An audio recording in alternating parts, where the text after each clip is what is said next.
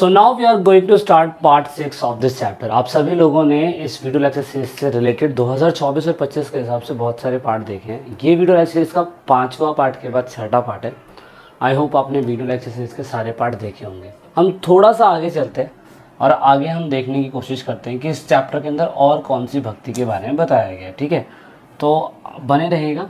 Again आप सभी को बता दूं कि हमने पहले से प्लेलिस्ट एक क्रिएट कर रखी है। वीडियो के डिस्क्रिप्शन में हमने लिंक दे रखा है, आप जाके उस प्लेलिस्ट को चेकआउट करिएगा, आपको सारी इन्फॉर्मेशन वहाँ पे मिल जाती है। हम आगे शुरू करने जा रहे हैं और हम बात करने वाले हैं कि किस तरीके से जो भक्ति सूफी ट्रेडिशन था भारत के अंदर, उसमें किस तरीके से जो हमारा एक नया भक्ति सिस्टम चालू हुआ था। जैसे हमने अलवार और नेनार के बारे में पढ़ा था, उन्होंने साउथ में भक्ति सिस्टम चालू करा था, राजपूतों ने नॉर्थ में करा था और राजपूतों ने सिद्ध पंथ योगी इन सब की कैटेगरीज को अलग कर दिया। एंड देन उसके बाद हमने उसी ड्यूरेशन में इस्लामिक के बाद सूफिज़म के बारे में भी समझा था कि सूफिज़म क्या होता है वगैरह वगैरह, सारी फीलिंग्स हमने डिस्कस करने की कोशिश करी थी। अब अगेन हम कुछ ऐसे टीचर्स के बारे में समझेंगे जो भक्ति के एक नए मार्ग को और एक नए संवाद को समझाने की कोशिश करते हैं। ये नई भक्ति है। We focus here 3 most influence figure in the of that time, जैसे मीरा जी हैं, बाबा गुरु नानक साहब हैं और कबीर। इनके बारे में एनसीईआरटी बताता है। मुझे लगता है कि और लोगों के बारे में सरकार को ऐड ऑन करने की ज़रूरत है भक्ति मूवमेंट से रिलेटेड। इनके बाद भी बहुत सारे लोगों ने भक्ति काल को बहुत अलग तरीके से प्रमोट करने की कोशिश करी है। मीराबाई के एग्जाम्पल के साथ साथ हम पहले एक एक करके एग्जाम्पल समझेंगे। यहाँ पे कबीर के बारे में एग्जाम्पल है। कबीर के बॉर्न के बारे में किसी को नहीं पता एक्चुअली। 1398 और 1444 वाराणसी उत्तर प्रदेश में हुआ, सभी को पता है। मृत्यु के बारे में किसी को नहीं पता है कि वो 1448 में मर गए थे या 1518 में मरे थे। ठीक है, तो ये फिक्स नहीं है, उत्तर प्रदेश में मरे थे। अब ये जो व्यक्ति है ना, इनके द्वारा कही गई चीज़ें कबीर बीजक जो पूरी तरीके से कबीर पंथों के द्वारा इस्तेमाल करी जाती है या अभी भी प्रिजर्व कर रखी है, जो हमारे वाराणसी, मतलब इनके द्वारा कही हुई बातों का इस्तेमाल, इनके द्वारा कही गई बातों का इस्तेमाल कबीर बीजक एक पुस्तक के अंदर पहले से लिखी हुई है सारी की सारी, जो उत्तर प्रदेश के वाराणसी के लोग आज भी गाया करते हैं। कबीर ग्रंथावली जो है उनके द्वारा कही गई, ये दूधक पंथों के द्वारा क्या कहते हैं राजस्थान में ये एसोसिएटेड है, यानी कि इनके द्वारा कही गई बातें जितनी भी हैं वो दूधक पंथ तक। एक बुक है उसके अंदर ददू पंथ लिखा है, सॉरी ददू पंथ एक पुस्तक है, उसके अंदर दिया हुआ है, जो राजस्थान के अंदर लोग उनको फॉलो करते हैं। और उनके बहुत सारे ऐसे कोट है जिन्हें हम पद बोलते हैं, कोट, उनका इस्तेमाल आदि ग्रंथ साहिब, जो ऑफकोर्स आपको पता है कि गुरु ग्रंथ साहिब का ही एक पहले से पार्ट था, उसमें लिखे हुए हैं। सोचिए, तो इट मीन्स दैट कबीर जो है बहुत इंपॉर्टेंट है। वह सभी संकल्प कबीर की मृत्यु के बाद बनाए गए थे और कबीर की कविताएं कई भाषाओं में बोली जाती हैं। जैसे बनारसी बोल दिया मैंने, राजस्थानी बोल दिया, पंजाबी बोल दिया, इवन साउथ के कुछ हिस्सों के अंदर भी कबीर की वाणियों को चलाया जाता है। तो बहुत बड़ी बात है। कबीर की कई भाषाओं में से एक भाषा निर्गुण पोएम के ऊपर बड़ा बेस्ड है। निर्गुण पोएम का मतलब ये होता है कि निर्गुण भक्ति। अगर वो कहते हैं कि मंदिर पूजने अगर आप चले तो मैं पूरा पर्वत पूज दूँ, सॉरी पत्थर पूजने आप चले तो मैं पूरा पर्वत पूज दूँ, इट मीन्स दैट वो कहते हैं कि किसी मूर्ति पूजन में विश्वास ना करें। अगर मूर्ति पूजन में शिवलिंग की पूजा कर रहे हैं तो फिर मैं पूरा पहाड़ पूज लेता हूँ, क्योंकि पहाड़ भी एक शिवलिंग जैसा ही है।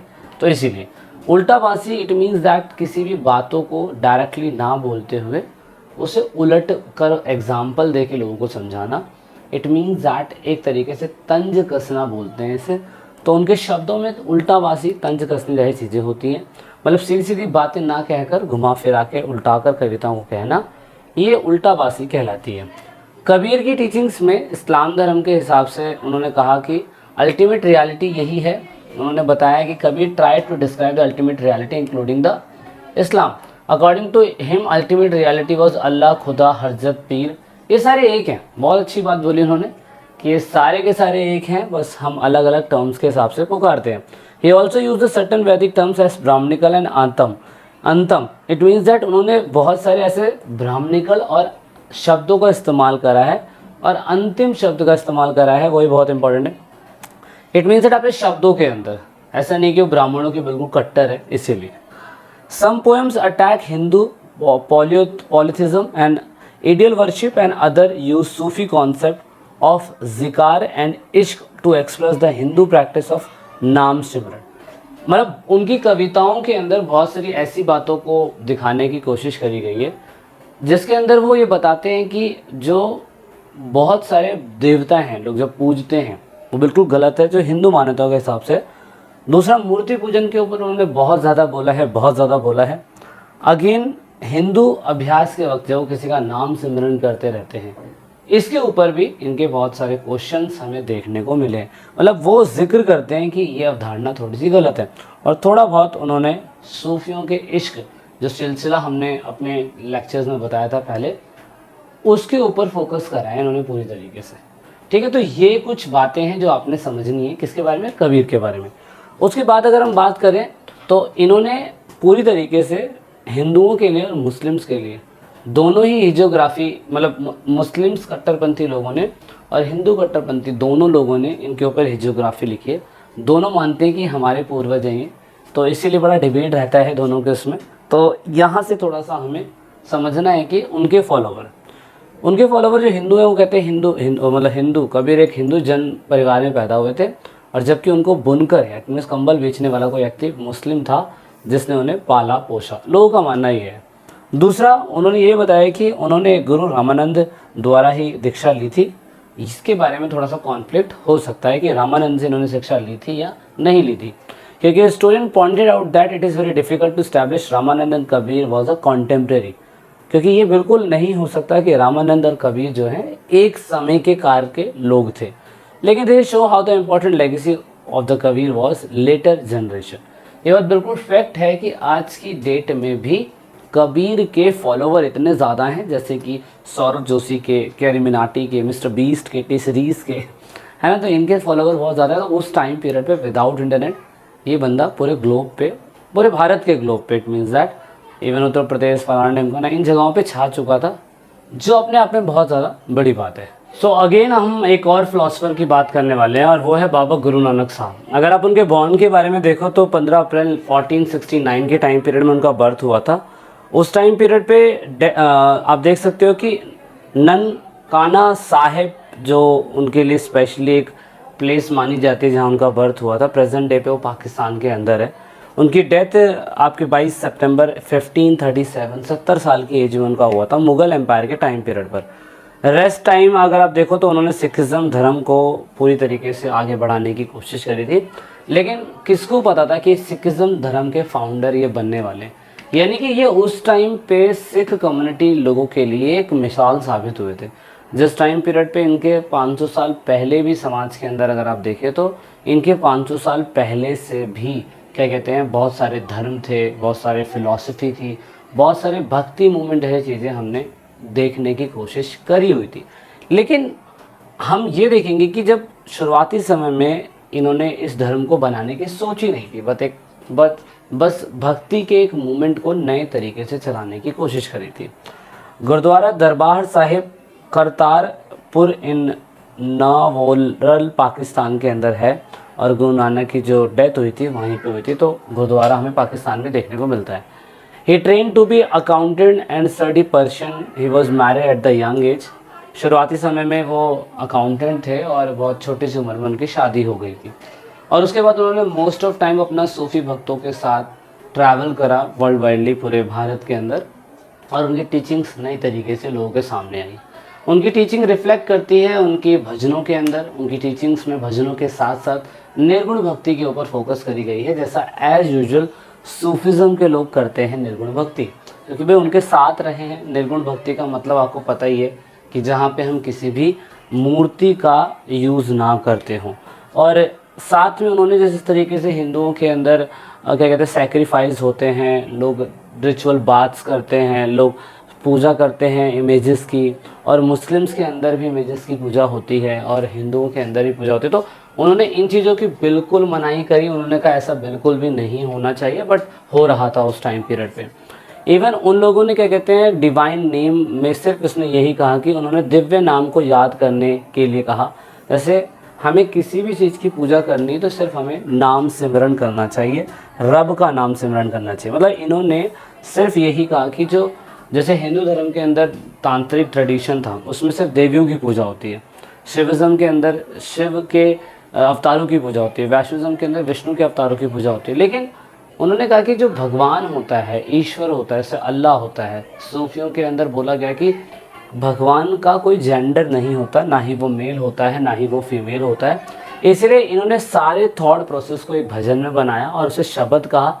इसे पंजाबी भाषा में शब्द कहा जाता है। और the language of the religion संग विद द डिफरेंट राग्स, और जितने भी ये शब्द थे, जितने भी ये गाने थे, जितने भी भजन थे जो रब के नाम से रिलेटेड थे, वो अलग अलग राग में गाए जाते हैं। तो ये सबसे ज़्यादा इम्पॉर्टेंट है कि भाई मर्दाना जी ने सबसे पहले शब्द बजाने में गुरु गोविंद सिंह की मदद करी थी। वो अलग अलग जगहों पे जाते थे, अलग अलग तरीके के शब्द प्ले करते थे, राग प्ले करते थे और लोगों को मैसेज दिया करते थे कि समाज में किस तरीके से चीज़ें होनी चाहिए, किस तरीके की चीज़ें नहीं होनी चाहिए।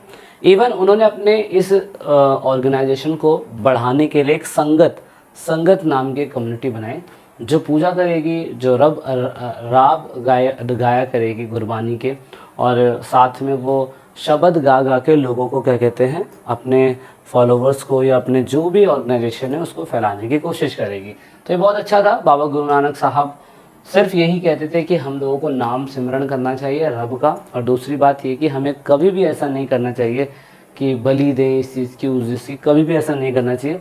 दूसरी बात, बाबा गुरु नानक जी के डेथ के बाद गुरु अंगद देव जो उनके अपॉइंटेड होते हैं डिसाइपल, सबसे फेवरेट डिसाइपल गुरु अंगद देव, उनके डेथ के बाद क्या कहते हैं उस गद्दी पे या उस जगह पे आते हैं।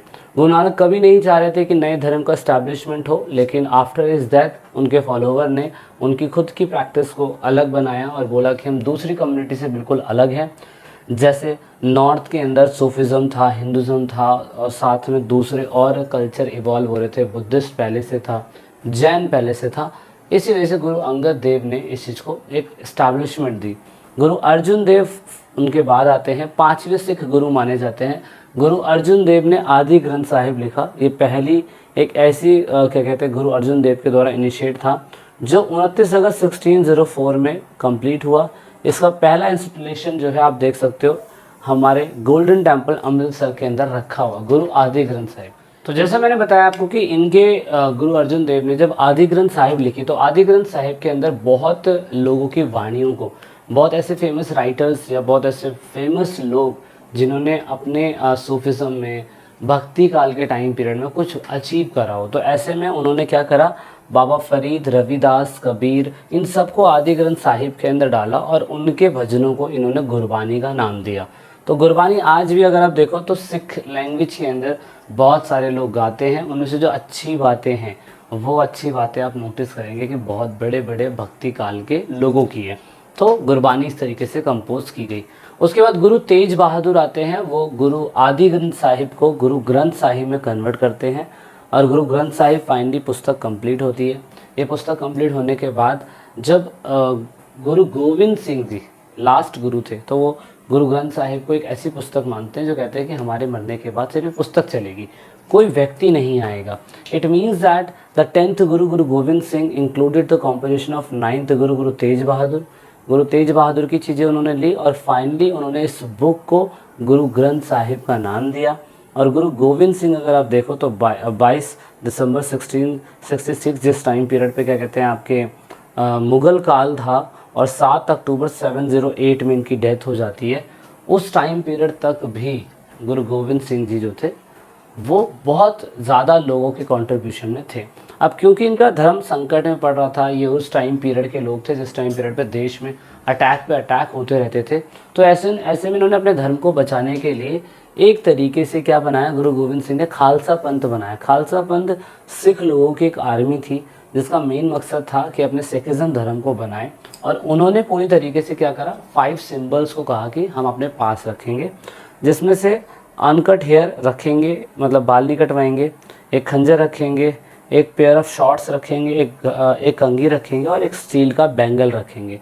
तो इसकी शुरुआत सबसे पहले यहाँ पे आप देख सकते हो खालसा पंथ के द्वारा शुरू करी गई थी। तो ये थोड़ा बेसिक था जो हमें एनसीईआरटी बताता है। और भी कुछ हिडन सीक्रेट्स हैं जो हमें जानने की ज़रूरत है, जो एनसीईआरटी के अलावा भी हमें बहुत कुछ देखने को मिल सकता है, बट हमें इतना डीपली पढ़ने की ज़रूरत है नहीं। अब बात करेंगे मीराबाई की टीचिंग के बारे में। और ये भी एक कृष्ण की भक्त थी जिन्होंने अपनी शिक्षा से, अपनी टीचिंग से दूसरे लोगों को, it means that teaching purpose पे बताया कि भक्ति कैसी होती है। अगेन ये मीराबाई जो थी राजस्थान राजपूत थी, रॉयल फैमिली के अंदर पाली डिस्ट्रिक्ट राजस्थान में मेवाड़ में इनकी शादी हो जाती है बचपन में। और she was married with the princess Sisodia clan, Mewar के अंदर उनकी शादी होती है सिसोदिया क्लेन के अंदर, सिसोदिया राजवंश में। लेकिन शुरुआती समय से आप देख सकते हो Bhojraj Singh Sisodia was the elder son of Rana Sanga, ruler of Mewar in the western India. He was best known as the husband of reputated bhakti poet sant Mirabai.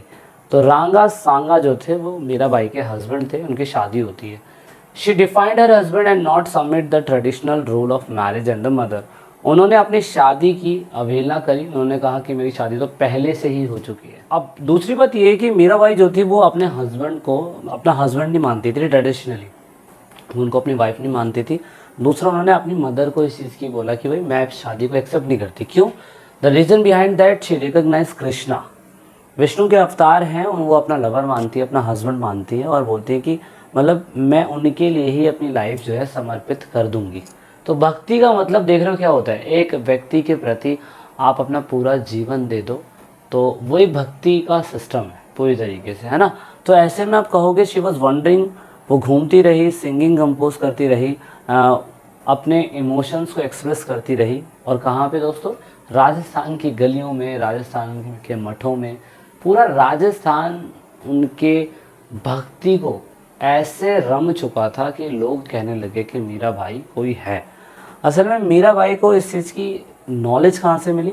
Knowledge उन्हें मिली एक फेमस क्या कहते हैं आपके प्रसिद्ध गुरु उनके बने रैदास। वो चमड़ा मजदूर थे, वह जाति में जो निचले समाज से आते हैं उनसे बिलोंग करते थे, लेकिन वो इस चीज़ की अवहेलना भी करते थे कि ऐसा नहीं होना चाहिए। और ये चीज़ हमने पूरे चैप्टर के अंदर पढ़ा कि ये ब्राह्मणिकल सिस्टम जो था बिल्कुल गलत था, लेकिन उस टाइम पीरियड पे हो रहा था। माना जाता है कि अपने पति के महल की सुख सुविधा छोड़ने के बाद उन्होंने विधवा जैसे सफ़ेद कपड़े पहने और त्यागी विधवा बन गई और वस्त्र धारण कर लिया। बहुत नॉर्मल सी बात। मीराबाई ने कभी भी किसी भी ग्रुप के साथ अपने आप को नहीं जोड़ा, अपने फॉलोवर्स को अपने साथ रखा और भक्ति के ऊपर इन्होंने ज़्यादा फोकस करा। सबसे इम्पोर्टेंट बात, मीरा जी का आप देख सकते हो स्मारक भी है जो ऑफकोर्स कई सालों से उनकी इंस्पिरेशन को दर्शाने की कोशिश करता है। राजस्थान की धरोहर आज भी मीराबाई के इस प्यार को समझ नहीं पाई कि ऐसा भक्ति काल मूवमेंट होता गया है। भजनों के बारे में अगर बात करें तो जब मीराबाई गाना गाया करती थी तो उस टाइम पीरियड पे उनके गाने आज भी कंटिन्यू वुमेन्स के द्वारा, मेंस के द्वारा, स्पेशली जो गरीब घर के लोग हैं, लो कास्ट के, गुजरात के या राजस्थान के लोग, आज भी इनके गानों को बहुत अच्छी तरीके से बखूबी गाते हैं, जिसमें कृष्ण जी का प्यार दिखता है मीराबाई के द्वारा।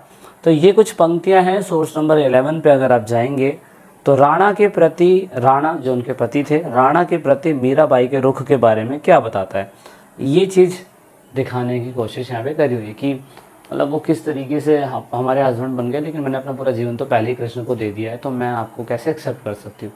तो ऐसी कुछ आइडियोलॉजी है जो भक्ति को दिखाता है। क्या अभी बहुत सारे ऐसे साधु हैं जो भक्ति काल को बहुत आगे बढ़ा रहे हैं। ट्रेंड पे रील्स में अगर कोई आपको जानते हो किसी को जो भक्ति के लिए प्रेरित है, भक्ति के लिए, तो आप मुझे कमेंट करके बताइएगा। फाइनली चैप्टर ख़त्म हो चुका है। अब मिलते हैं नेक्स्ट क्लास में आप सभी लोगों से, और इस वीडियो रखते स्टेज में इतना ही है। और जय हिंद, जय भारत। वीडियो अच्छी लगी तो लाइक से subscribe. This is it in this video.